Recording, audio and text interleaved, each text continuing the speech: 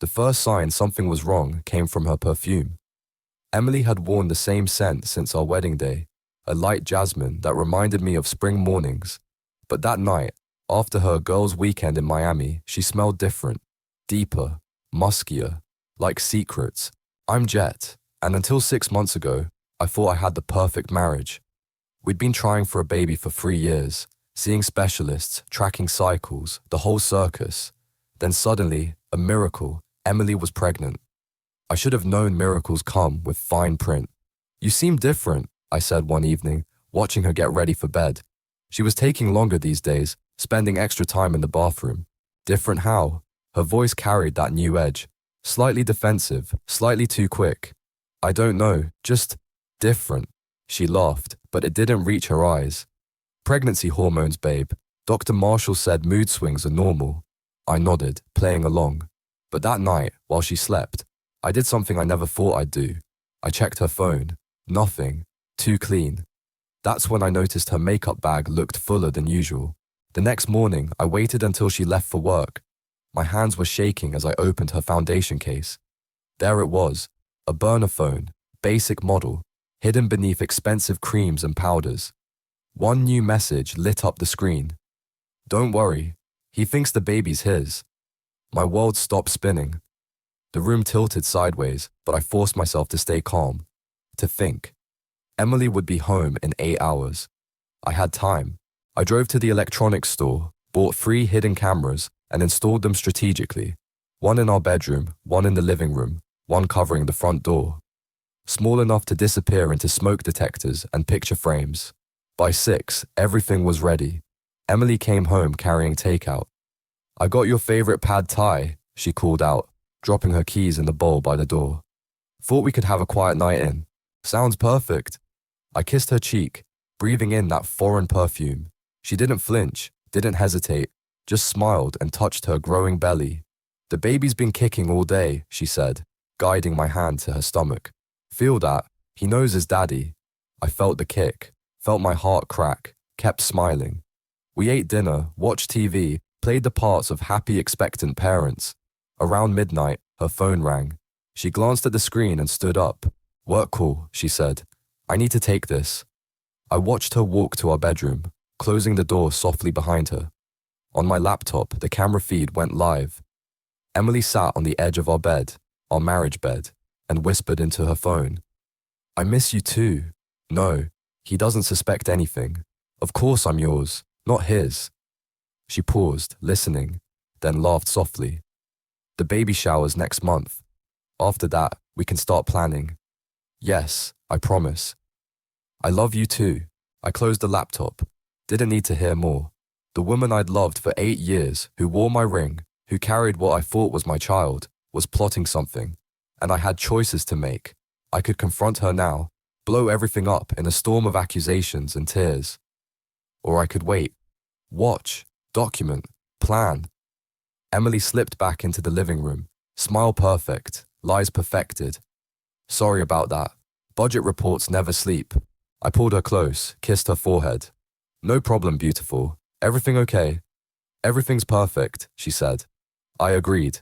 Everything was perfect. For what I needed to do next. Over the next 3 weeks, I became a collector. Every whispered phone call, every late meeting, every suspicious text, I documented it all. The cameras caught her pacing our bedroom at midnight, talking in hushed tones. The GPS tracker I placed in her car led me to upscale hotels and private residences. You're working late again? I asked one evening, keeping my voice casual as she grabbed her keys. Big project deadline, Emily said, adjusting her dress, the red one she used to save for our date nights. Don't wait up. I waited exactly 15 minutes before following. The GPS app led me to the Riverside Hotel. Through my car's dash cam, I watched her walk into the lobby, straight into the arms of a silver-haired man in an expensive suit. The next morning, I met Keith, my friend and attorney, at a coffee shop far from our usual spots. Jesus Christ, he muttered, scrolling through the photos on my phone. How long has this been going on? At least since Miami, maybe longer. And the baby. Got a message suggesting it's not mine. Keith set the phone down, his expression grim. What do you want to do? I want everything documented. Every meeting, Every lie, every dollar she spends with him. I want it airtight. This will get ugly, Jet. It's already ugly. I just want it on record. Back at work, my assistant Saig noticed something was off. She placed a coffee on my desk, lingering longer than usual. Everything okay? You seem different lately. I managed a smile. Just tired. Baby prep, you know? Right. She paused at the door. If you need anything. Thanks, Sage. That afternoon, Emily texted, "Doctor's appointment tomorrow at 2. Can you make it?" "Wouldn't miss it," I replied, adding a heart emoji. Then I called the doctor's office. "No appointment scheduled for Emily Wilson tomorrow," the receptionist confirmed. I tracked her to a drugstore instead. Through my windshield, I watched Emily emerge with shopping bags, followed by her silver-haired companion. Blake. I'd learned his name from their text messages. He pulled her close, kissed her deeply, right there in the parking lot. I took photos, my hands steady despite the rage burning in my chest. That night, Emily crawled into bed beside me, smelling of his cologne. "The baby was so active today," she murmured, taking my hand and placing it on her stomach. "Feel that? He loves his daddy's touch." I felt the kick, felt sick, kept my voice steady. "Have you thought more about names?" I was thinking Elijah, after my grandfather. "Beautiful name," I said, wondering if it was Blake's grandfather she really meant. The next day, I met with Keith again, this time in his office. "I've drawn up the paperwork," he said, sliding a folder across his desk. "Property division, accounts, paternity lawsuit. Everything's ready when you are." "Not yet. There's something bigger coming." "The christening?" I nodded. "She's planning something. I want to know what before I make my move." "Jet." Keith leaned forward. "You're torturing yourself." "No, I'm building a case. There's a difference." On my way home, I stopped at the electronics store for more equipment. Cameras, microphones, a better voice recorder. The clerk raised an eyebrow at my purchases. "Setting up security?" he asked. "Something like that," I replied, thinking of Emily's growing belly, of Blake's silver hair, of all the lies yet to be exposed. When I got home, Emily was cooking dinner, humming softly. She looked up and smiled, that same smile that once made me believe in forever. "Perfect timing," she said. "Dinner's almost ready." I smiled back, the new recorder already running in my pocket. "Can't wait." The delivery room was a theater of lies. Emily squeezed my hand, screaming through contractions, while I played the role of devoted husband. Nurses praised my calm support. If they only knew I was imagining ways to destroy her world. "One more push," the doctor called out. Elijah came into the world at 3:47 a.m., crying loudly. Perfectly healthy. They placed him in my arms, and I felt nothing. Just hollow space where joy should have been. "He's beautiful," Emily whispered, tears streaming down her face. "He looks just like you." I studied the baby's features, wondering how she could lie so easily. His hair was darker than mine, his nose different, or was I seeing what I wanted to see? Her mother Helen burst into the room, camera ready. "Oh, my precious grandbaby. Jet, you're a father." "Yeah," I managed. "It's incredible." While Emily slept, I spoke with a nurse I'd befriended during previous visits. "Sarah, remember that genetic screening we discussed?" She nodded, understanding in her eyes. "I'll handle it personally, discreetly." I slipped her an envelope with cash and instructions. She squeezed my arm before leaving. Helen cornered me in the hallway. "You're such a blessing, Jet. After all those years of trying, God works in mysterious ways." "He certainly does," I replied, thinking of the burner phone still hidden in Emily's makeup case. 3 days later, we brought Elijah home. Emily was glowing, playing the perfect mother. She'd arranged the nursery meticulously, every detail chosen with care, every item a reminder of her deception.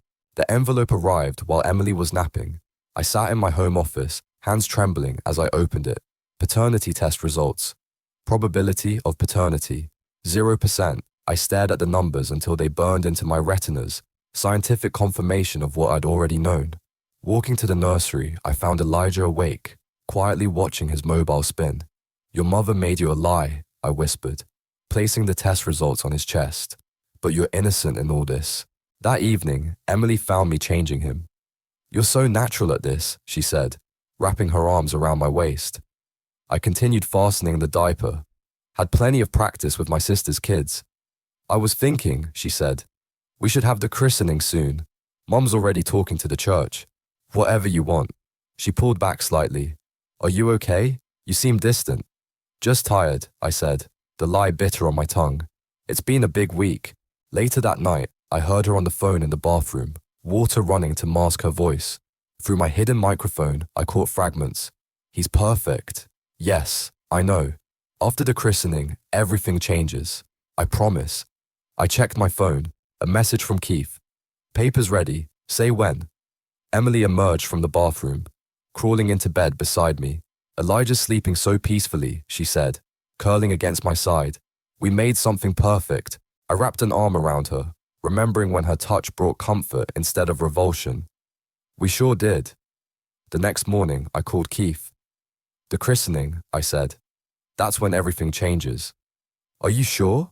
We could end this now. No. She's planning something big. I want to know what before I pull the trigger. Your call. But Jet, don't let this consume you.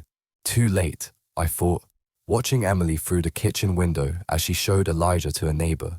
She was radiant, confident, completely in control of her performance.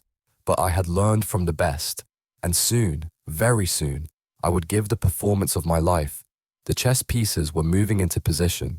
I handled Elijah with mechanical care, feeding, changing, the basic requirements. Emily noticed. You seem stressed, she said one morning, watching me prepare a bottle. Is work okay? Just a big project. I measured formula carefully. Actually, I need to move some money around for it. Mind if I handle the accounts? Of course not. She kissed my cheek. You always manage money better than me anyway. Perfect. By afternoon, I transferred everything to accounts in my name only.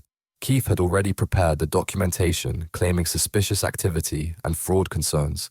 At church, I approached Daniel, our tech volunteer. Hey, I was thinking of doing something special for the christening. A video presentation. That's beautiful, he said, eager to help. We can use the main projector, set up the sound system. Perfect, I'll handle the content. Just need your help with setup. That evening, I edited footage in my office while Emily bathed Elijah. Hours of surveillance condensed into 5 devastating minutes. Her secret meetings, whispered calls, the kiss at the drugstore, all set to our wedding song, her idea of irony. My phone buzzed. A text from Sage. Blake Delgado just bought a house in Palm Beach. Emily's name is on the paperwork. I'd given Sage a bonus to monitor real estate transactions. Money well spent. Thanks, I texted back. Keep this between us. Emily's phone chimed in the next room. Through the camera feed, I watched her read a message and smile. My mother's giving us her blessing after the christening, she typed. It's all happening. Blake's reply came quickly. Let's seal it after that. Time to start our real life.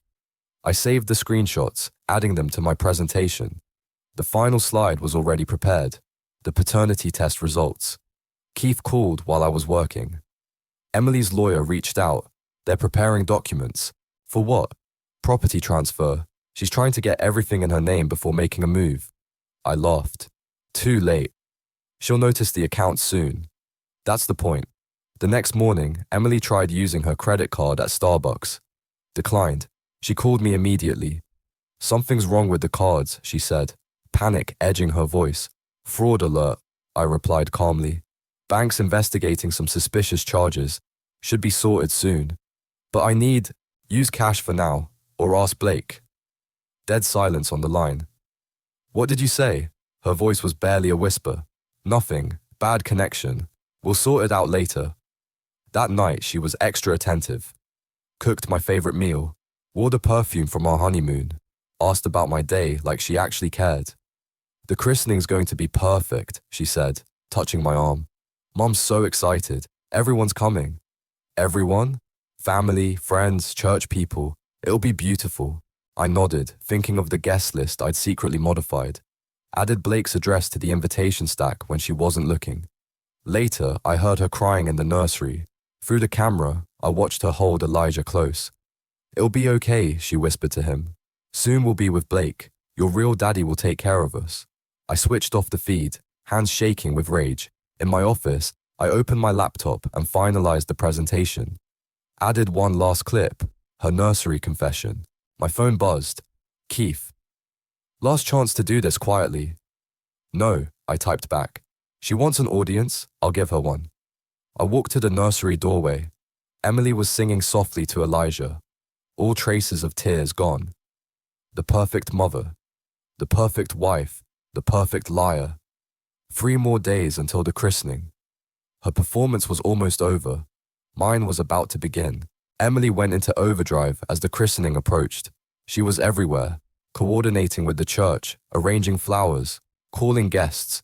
Each loving gesture felt like a knife twist. "You're my rock," she announced at breakfast, loud enough for her visiting mother to hear. "I don't know what I'd do without you." Helen beamed from across the table. "You two are such a blessing. And this venue, the church banquet hall is perfect. Nothing but the best for our miracle," Emily said, squeezing my hand. I squeezed back, remembering the video footage safely stored on my laptop. Speaking of the venue, I should check the tech setup. At the church, Daniel was already testing the projector. "Sound system's ready," he said. "Want to do a trial run?" "Not yet, but I'll need 5 minutes before the ceremony to load everything." "No problem. It's beautiful what you're doing, by the way. Emily will love it." If he only knew. Back at the office, Sage caught me alone in the break room. Blake's RSVP came in. "Front row, just like you planned." "Perfect. Did you get the other thing?" She handed me a USB drive.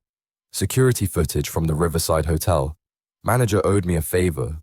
I pocketed it. "You've been invaluable, Sage." "I hate liars," she said simply. Then, more softly, "Are you okay? Really?" "I will be. Soon." That evening, Emily hosted a small dinner for early arriving guests. She was radiant, touching my arm, laughing at my jokes, playing the devoted wife. "Tell them about the nursery," she urged. "How you painted it yourself." I smiled. Emily has impeccable taste. Everything she does is carefully planned. Her eyes flickered briefly. She knew I was watching her more closely now, but she couldn't stop her performance. Too much was at stake. After guests left, she found me in my office. "You seem distant lately." "Do I?" "Ever since Elijah." "I know it's been an adjustment." "You could say that." She perched on my desk, concern etched on her face. "Talk to me, please." I looked at her, really looked at her. Remembered the woman I'd fallen in love with. Wondered if she'd ever existed. "Everything's fine," I said, just focused on the christening. "It'll be perfect," she whispered, leaning in to kiss me. "A new beginning." You have no idea, I thought. Later that night, I met Keith at a bar across town.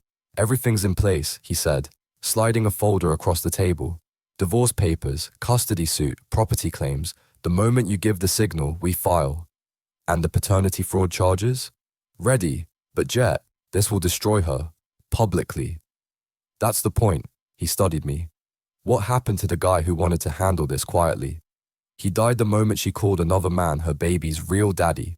Back home, Emily was in the nursery, showing Helen baby outfits for the christening. "This one," Helen said, holding up a white gown. "Traditional, pure." Emily touched the fabric. "It's perfect. Everything has to be perfect." I watched from the doorway, thinking of the USB drive in my pocket, the presentation ready to play, the trap about to spring. "Don't worry," I said, making them jump. "Everything will be exactly as it should be." Emily smiled, but something in my tone made her pause. For a moment, fear flickered across her face. Then her mask slipped back into place. "Of course it will," she said brightly. "We've planned everything perfectly." Yes, I thought, we certainly have. The night before the christening, I opened our best wine, the bottle we'd been saving for special occasions. Emily raised an eyebrow as I poured. "What's the occasion? Can't a man celebrate with his wife?" I handed her a glass. "To new beginnings." She took a long sip, tension visibly leaving her shoulders. "You've seemed so distant lately. I've missed this." 3 glasses later, her guard was down. I positioned my phone carefully in the bookshelf, camera facing us. "Remember when we first met?" I asked, refilling her glass. "You said you'd never lie to me." She laughed, words slightly slurred. "And I haven't. You're the only one I trust completely. Tell me about Miami." Her glass paused halfway to her lips. "What about it?" "The girls' trip. Must have been fun." "Oh yes." She recovered quickly. "Shopping, beaches, normal stuff." "With Blake." The wine glass shattered on the floor. Emily's face went white. What did you say? Blake, I repeated calmly. Your lover. The baby's father. That Blake. She stood up unsteadily. You're drunk. You don't know what you're saying. I know everything, Emily. Every meeting, every call, every lie. Tears filled her eyes. Jet, please, I can explain. Save it for tomorrow. You'll have quite the audience.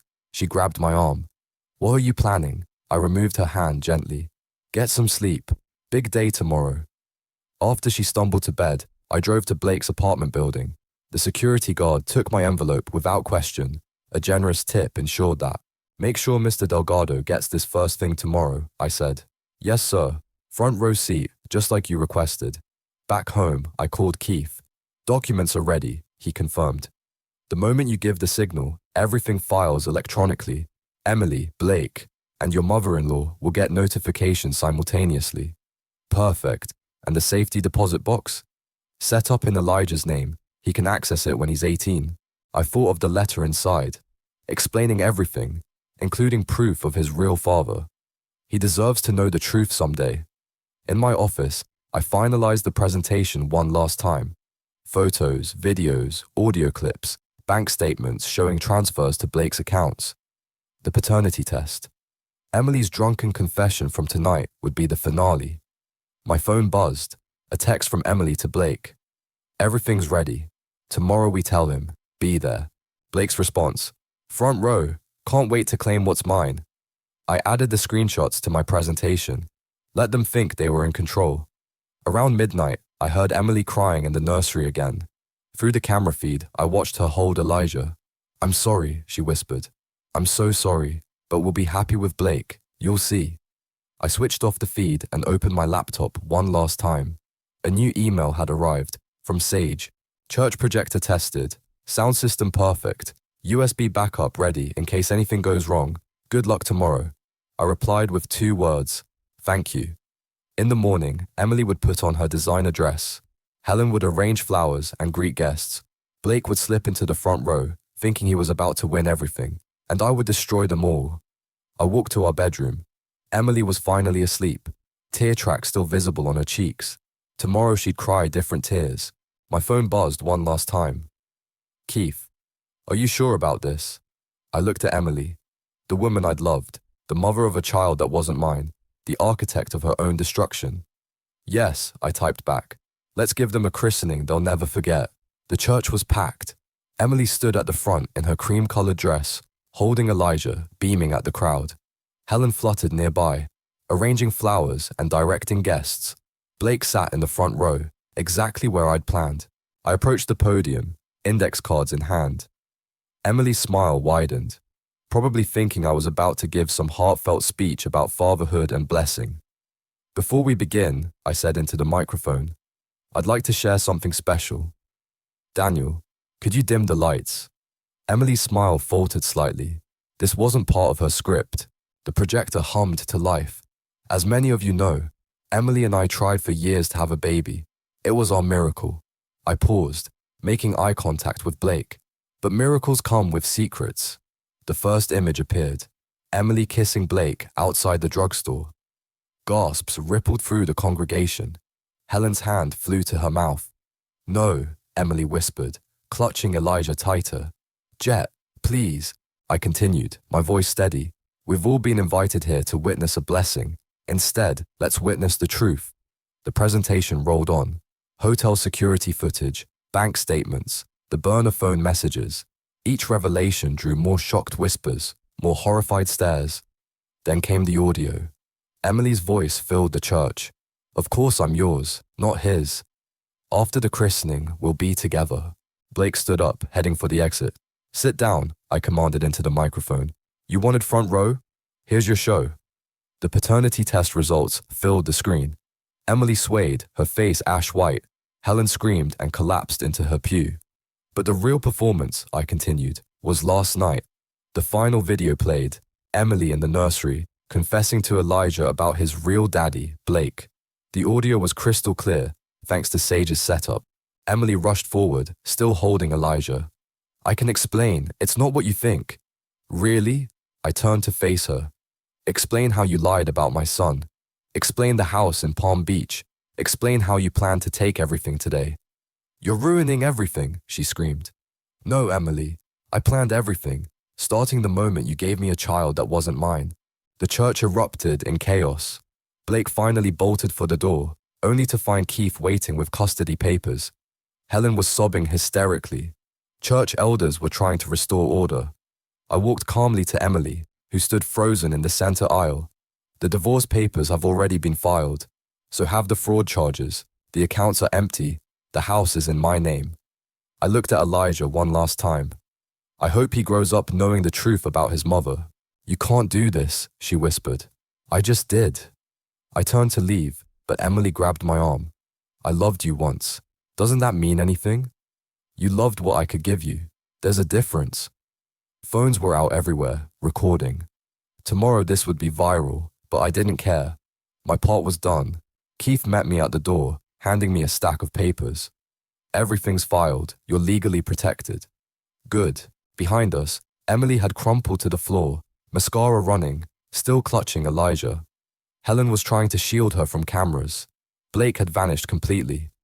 "Want to get a drink?" Keith asked. "No."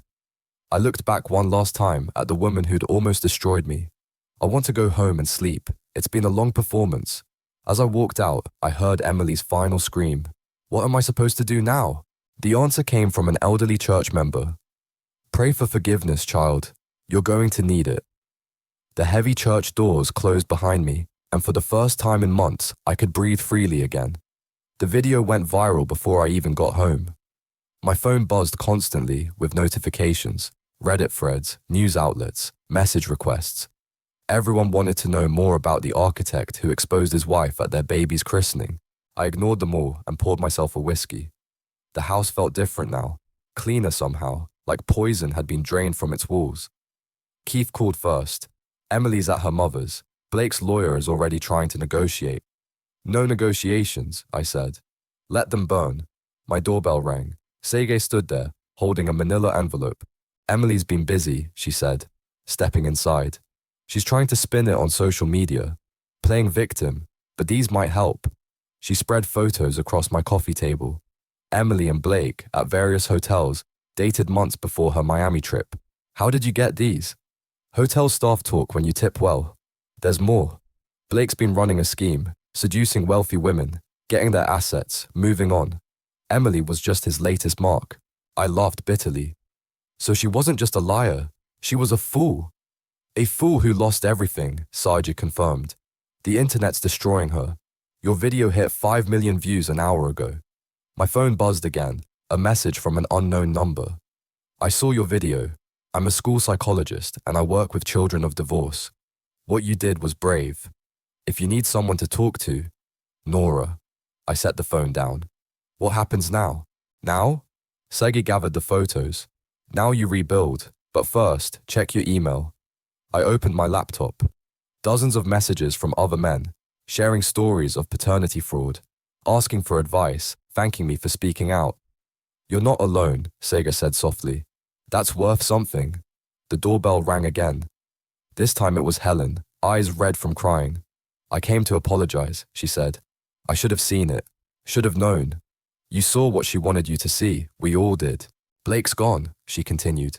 Emptied his accounts and disappeared. Emily, she's broken.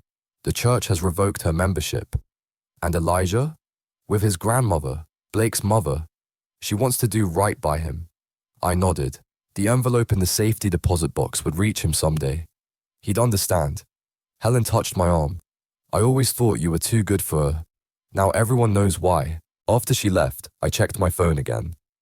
Nora had sent another message. Healing isn't about forgetting. It's about growing stronger from the scars. Maybe she was right. Sega was still there, quietly organizing the evidence files. Want me to handle the media requests? No.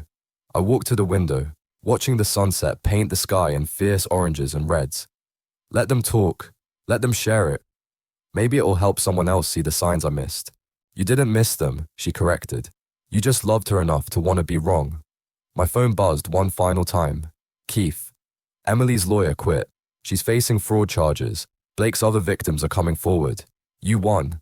but it didn't feel like winning. It felt like waking up from a long dark dream into a harder but clearer reality. Thank you, I told Saj, for everything. She smiled. What are friends for? After she left, I sat alone in my office, looking at the empty picture frames where wedding photos used to hang. Tomorrow, I'd fill them with new memories. Tonight, I'd rest knowing I'd chosen truth over comfort, justice over peace. Sometimes that's the better path. I opened Nora's message and started typing. I could use someone to talk to,